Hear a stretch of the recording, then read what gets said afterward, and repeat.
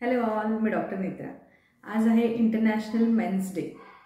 आपल्याकडे किंवा सगळ्या संस्कृतीमध्ये आई किंवा स्त्री याचं भरपूर वर्णन, भरपूर कौतुक, सगळ्या गोष्टी भरपूर केलेल्या असतात। त्याच्यामध्ये चुकीचं काहीच नाही। एकीकडे आपण जेंडर इक्वॅलिटीबद्दल बोलतो, स्त्री आणि पुरुष दोन्ही समान आहेत असं बोलतो, पण ते फक्त बोलण्यापुरतंच असतं। कारण जेव्हा आपण आता इक्वॅलिटी किंवा दोघांनाही समान पद्धतीने वागणूक असं जेव्हा म्हणतो, तेव्हा मनामध्ये किंवा hidden somewhere very down to the unconscious माइंडमध्ये आपल्या असतं की मेननी म्हणजे पुरुषांनी कणखर किंवा असे अपफ्रंट जाणारे, खूप जास्त शौर्य दाखवणारे किंवा कमवणारे किंवा ज्या काही एक पुरुष असण्याच्या ज्या क्वालिटीज आहेत की एक अँग्री यंग मॅन आपण जे आपल्याकडं आत्तापर्यंत डिफाईन केलं होतं, त्या क्वालिटीज आपण कुठंतरी एक बॅकग्राऊंडला आपण अपेक्षित केलेले असतात की हा पुरुष आहे म्हणजे हा असाच पाहिजे, पुरुष आहे म्हणजे त्यानं कमवलंच पाहिजे, पुरुष आहे म्हणजे त्यानं घर, गाडी, सोनं नाणं, घरच्यांना उत्तम कंडिशनमध्ये ठेवलंच पाहिजे।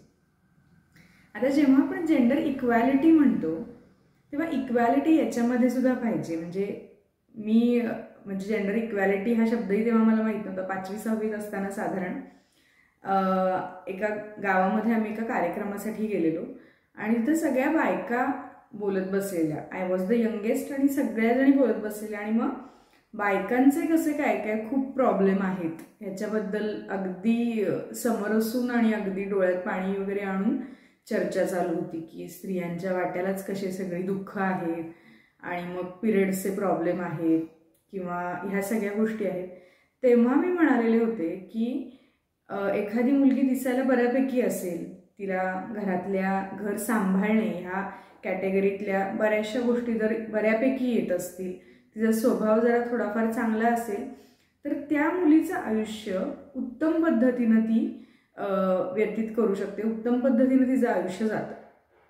पण मुलांच्या बाबतीत तुम्ही साधारण 14-15 वर्षाचे झाला की करिअर हे कंपल्सरी आहे, कमवणं हे कंपल्सरी आहे, उत्तम पद्धतीनं कमवणं हे कंपल्सरी आहे, म्हणजे त्यांना त्याच्यामध्ये काही ऑप्शन नाही आहे। आणि जेव्हा मी हे म्हणाले की तसं बघायला गेलं तर स्त्रीचं आयुष्य म्हणजे ह्या बेसिक क्वालिटीज असतील तर तसं सोपं आहे पुरुषांपेक्षा, कारण त्याच्यामध्ये ह्या कंपल्शन असणाऱ्या गोष्टी आहेत। म्हणजे मुलीला अजूनही असं कंपल्शन नाही आहे अजून तरी आपल्या सोसायटीमध्ये की ती कमवतीच पाहिजे, तिच्या नावावर घर पाहिजे, तिच्या नावावर गाडी पाहिजे, तिच्या नावावर शेती पाहिजे। ह्या गोष्टी अजून तरी आपल्या आत्ताच्या जनरेशनमध्ये अजून तरी कंपल्सरी नाही आहे।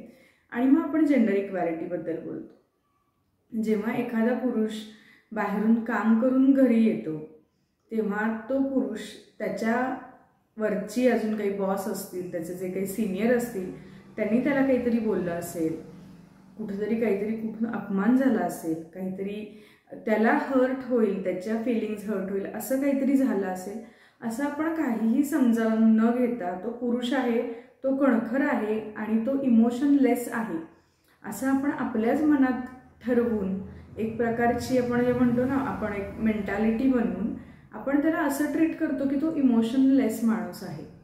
आणि मग आपण फक्त डिमांड करत राहतो आणि हे अजूनही आहे की तू हे केलं नाहीस, हे जास्तीत जास्त एखाद्या पुरुषाला म्हणून दाखवलं जातं की बाबा तू हे छान केलंयस किंवा तुझ्यामुळं आम्हाला ही छान लाईफस्टाईल मिळाली आहे किंवा तुझ्यामुळं हे आपलं छान घर झालंय, तुझ्यामुळं आपल्याला एवढी छान कार मिळाली आहे, तुझ्यामुळं आमची लाईफ किंवा क्वालिटी ऑफ लाईफ इम्प्रूव्ह झाली आहे, छान झाली आहे। हे किती पुरुषांना तुम्ही सांगता प्रत्येक घरातल्या, हे तुम्ही सांगा। वडिलांना सांगणं हे वेगळं, हे वडिलांना सांगणं हे आउट ऑफ रिस्पेक्ट आहे। त्यांनी त्यांचं अख्खं आयुष्य टक्के टोणपे खात, अनेक अपमान घरच्यांकडून, बाहेरच्यांकडून, अनेक काय म्हणू शकतो नैराश्याच्या गोष्टी, म्हणजे तू आम्हाला हे नाही दिलं, तुम्ही आम्हाला ते नाही दिलं, हे ऐकत जेव्हा ते 60, 65, 70ला येतात तेव्हा आपण त्यांच्याबद्दल म्हणतो आमच्या बाबांनी असं केलं। पण आपल्या घरातली जी तरुण मुलं आहेत, म्हणजे आपले भाऊ आहेत, आपला हजबंड आहे किंवा आपल्या अवतीभोवतीची जी 30 ते 40-45 मधली जी पुरुष मंडळी आहेत, त्यांनी आत्तापर्यंत जे अचीव केलं त्याच्याबद्दल आपण किती कौतुक करतो त्यांचं? कधीच करत नाही, कारण आपण ते असं ग्रांटेड धरलेलं आहे की त्यांनी हे करायलाच पाहिजे. मग याच्यामध्ये इक्वॅलिटी कुठून आली? जर खरोखर इक्वॅलिटी पाहिजे असेल तर पुरुषाला सुद्धा इमोशन आहे, त्यांना सुद्धा त्याच गोष्टी करण्याचा कंटाळा येतो, ते सुद्धा त्यांच्या सिनियर्सच्या हाताखाली काम करत असतात, त्यांना सुद्धा अनेक लोकांकडून बोलून घ्यावं लागतं, त्यांचंही अपमान होतात, त्यांचेही स्वतःच्या आयुष्यात काही गोल असतात, त्यांचेही आयुष्यात काही छंद असतात, तर त्यांनी सगळे मागं टाकलेले असतात आपल्या फॅमिलीसाठी. त्यामुळं मी खूप आधीपासून म्हणते, म्हणजे स्त्रियांनी जे रडगाणं सतत चालू ठेवलं आहे की मी संसारासाठी हे सोडलं, मी संसारासाठी करिअर सोडलं, छंद सोडले, तर तुझ्याबरोबर जो तुझा लाईफ पार्टनर आहे, जो पुरुष आहे, त्यानं पण कित्येक गोष्टी मागं सोडलेल्या आहेत, कित्येक मनापासून आवडणाऱ्या गोष्टी मागं सोडलेल्या आहेत. आणि तो फॅमिलीसाठी रोज ऑफिसला जाणं, बिझनेसला जाणं, अनेक लोकांकडून बोलून घेणं, अनेक लोकांशी बोलणं आवडत असताना नसताना तो करतोय, कारण तो फॅमिली मॅन आहे, तो तुमच्यासाठी करतो. त्यामुळं जेव्हा इक्वॅलिटी म्हणतो तेव्हा ती फक्त मी स्त्री आहे म्हणून मी काहीतरी त्याचा एक डिसॲडव्हान्टेज घ्यायचा आणि तो पुरुष आहे म्हणून त्याच्याकडून खूप अपेक्षा करायच्या, हे मला पहिल्यापासून चुकीचं वाटतं. इक्वॅलिटी म्हणजे मलाही प्रॉब्लेम येतात, तुलाही प्रॉब्लेम येतात, आपण दोघंजण मिळून सॉल्व्ह करूया, नसतील सॉल्व्ह होत तर सोडून देऊया, मी तुला ॲप्रिशिएट करते, तू मला ॲप्रिशिएट कर, जे चुकतंय ते चुकू दे, जे बरोबर आहे ते पुढं घेऊन एकमेकांना ॲप्रिशिएट करून चालूया. तुलाही इमोशन्स आहेत, तू माझ्याशी बोलू शकतोस, तू मला सांगू शकतोस, तुला एखादी गोष्ट नसेल आवडत तू मनापासून माझ्याशी बोलू शकतोस. इमोशनली त्या घरातली स्त्री किंवा त्या घरातला दुसरा पुरुष त्या पुरुषाला बोलण्यासाठी अवेलेबल आहे, हे त्या पुरुषाला खूप लहानपणीपासून माहीत पाहिजे. ॲटलिस्ट जेव्हा त्याला लाईफ पार्टनर मिळते त्याची, तेव्हा तरी ती त्याच्यासाठी अवेलेबल पाहिजे.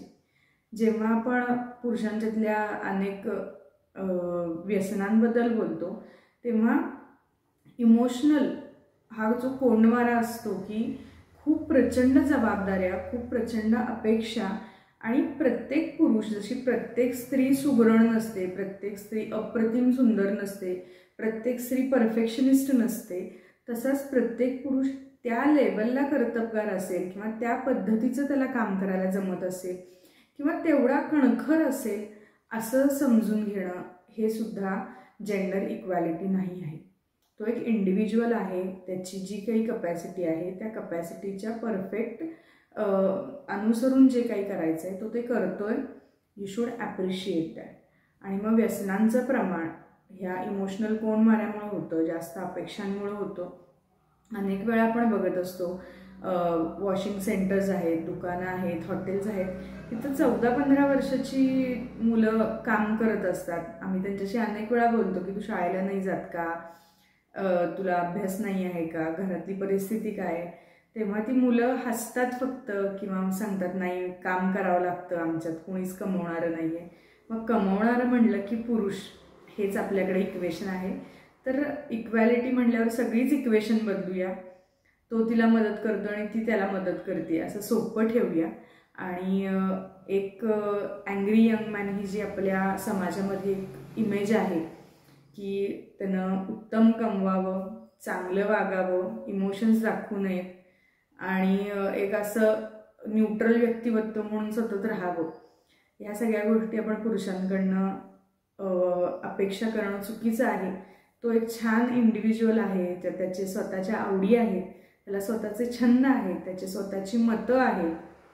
आणि जेव्हा आपण रिलेशनमध्ये असतो तेव्हा एकमेकांना रिस्पेक्ट देऊन पुढं जाणं आणि एकमेकांना ॲप्रिशिएट करून पुढं जाणं, हे सगळ्यात छान आयुष्य घालवण्याचा सगळ्यात सोपा मंत्र आहे. त्यामुळे जेंडर इक्वॅलिटी जर तुम्हाला पाहिजे असेल तर तसं इक्वल वागवा.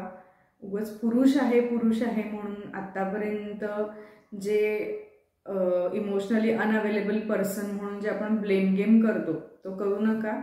प्रयत्न तरी करून बघा, कारण डेफिनेटली इमोशन्स जेवढे आपल्याला दिले त्याच्यापेक्षा माझ्यामध्ये जास्त इमोशन्स पुरुषांना दिले, फक्त ते त्यांना एक्सप्रेस करता येत नाही आणि तिथंच काहीतरी कुठेतरी घोळ होतो. तो घोळ आपण मिटवून टाकूया, आपल्यापासून सुरुवात करूया. इक्वॅलिटी म्हणजे इक्वॅलिटी, आणि आपल्या घरातल्या व्यक्तीचं वागणं ह्या आपल्या वागण्याच्या बदलल्यानंतर किती बदलते ते तुम्ही ऑब्झर्व करा. तुम्हाला कळेल की आपण आपल्याच घरातल्या व्यक्तीला किती समजून घेत नव्हतो. So this was all about men's day. Let's be equal, let's be emotionally available. तोपर्यंत काळजी घ्या. बाय.